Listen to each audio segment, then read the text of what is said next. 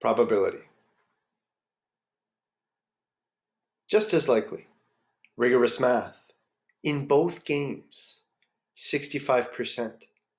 65 hundredths. Just as likely. When seeing vocabulary such as just as likely, be sure to simplify both fractions to check.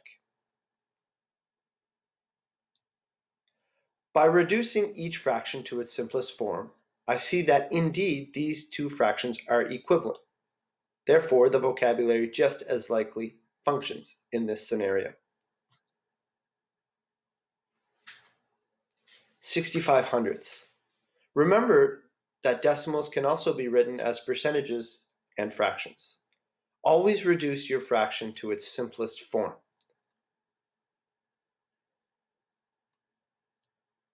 Rigorous math.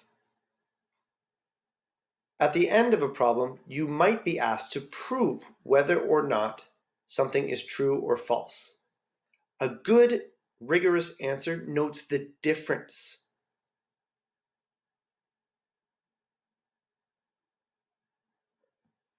"30 is the most possible points you can get for noting the difference.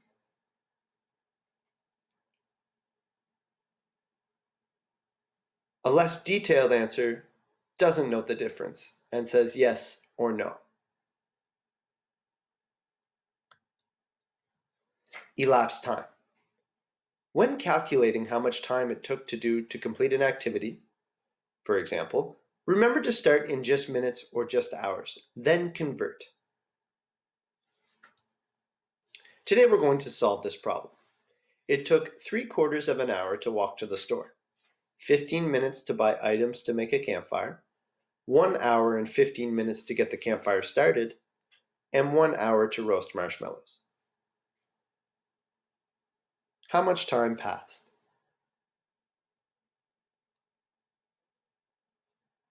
Note the chart over here. 3/4 of an hour is equal to 45 minutes. 1 hour and 15 minutes is equal to 75 minutes, and 1 hour is equal to 60 minutes. Now I'm going to add. My sum, 195 minutes. Now let's convert that to hours and minutes.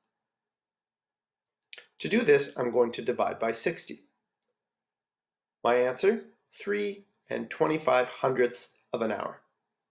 Remember that 25 hundredths is equal to 1/4, and 1/4 of an hour is equal to 15 minutes. My answer, 3 hours and 15 minutes.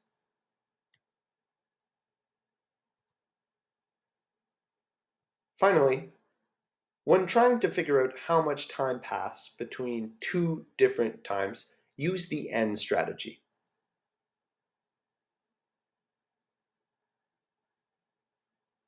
Remember that if your two times are AM and PM, to make your first point 12 PM, and then start from there.